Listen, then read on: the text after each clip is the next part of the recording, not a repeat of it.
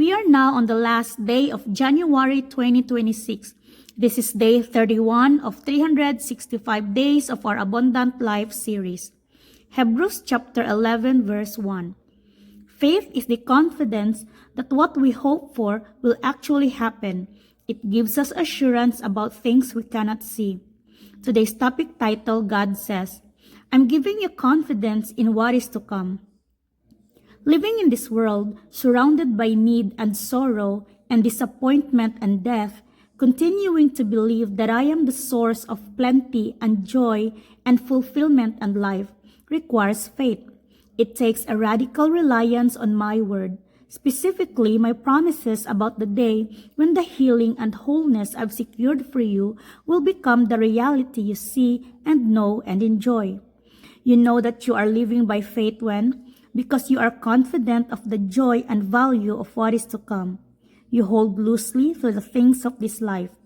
You are confident because you've been given taste and glimpse of my goodness in the here and now that have given you substantial assurance of what you hope for. To live by faith is not to have confidence that I will make everything okay for you in this life, but that I will more than make up for the pain and difficulty of this life in the next. In Hebrews 11:1, it states that faith is the confidence that what we hope for will actually happen. It gives us assurance about things we cannot see. So, yung Bible verse na yan, that in general, that really describes what faith is. So, it's different, no lang. Faith is different than just blind trust or just trusting.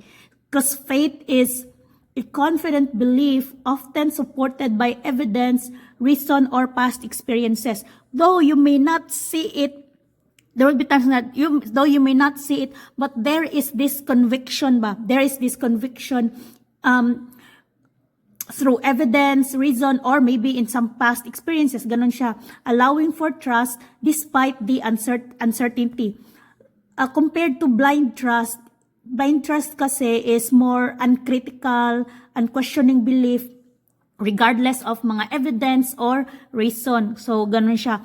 So, faith is choosing to trust in the face of uncertainty. So, but yung blind trust lang is choosing to trust despite mga contrary evidence. So, with faith, there is this conviction.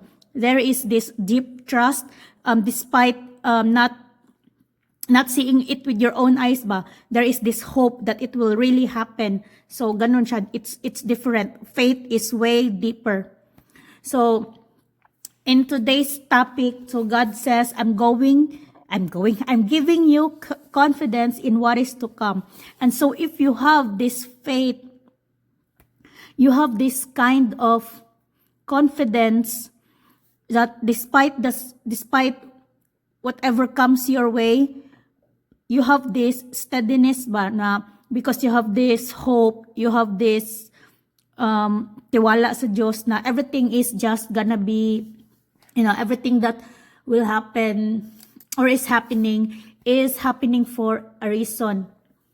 So, iba din yung feeling na, let's say for example, you're going through something, you don't panic the way you used to.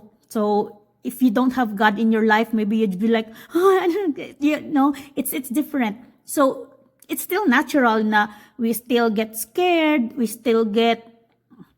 natural lang din naman no, na matakot din tayo or mag-alala. So, because natural lang to feel those things.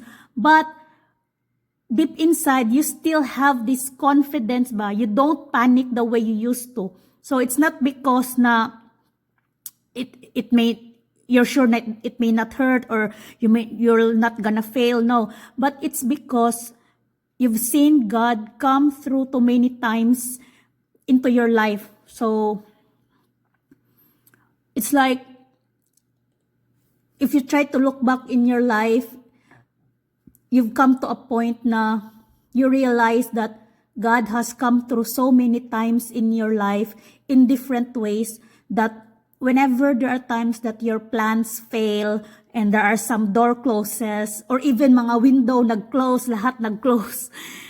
And there may be people that walks away. Still, you are completely at peace, knowing that God will never let you down. He will never let you down, and He has better plans for you. He has something better for you. So ganon siya. Not just in this life, but also in the next life. So ganon siya, no? So in this life, it doesn't mean na God has always something better for you. When you say something better, you should not, ang parang sukatan lang ba? Hindi yung ang sukatan lang is through material. Ang sukatan ng something better is not just only on material possession, mga worldly standards lang. No, it's not. Something better could mean things like you've grown to be a better person, or you were given things na, mga bagay ba na hindi basta-bastang makukuha lang sa'yo. Because when it's just material things kasi, material things nasisira,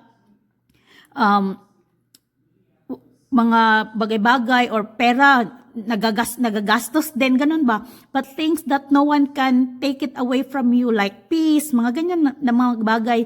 So, God can give those things to you in this life. And even though there would be times as well that things really get tough in this life, you also have this hope that in the next life would be way so much better with Him. So, ganon siya, that something greater is in store for us with God. So, that's the kind of confidence that God can give us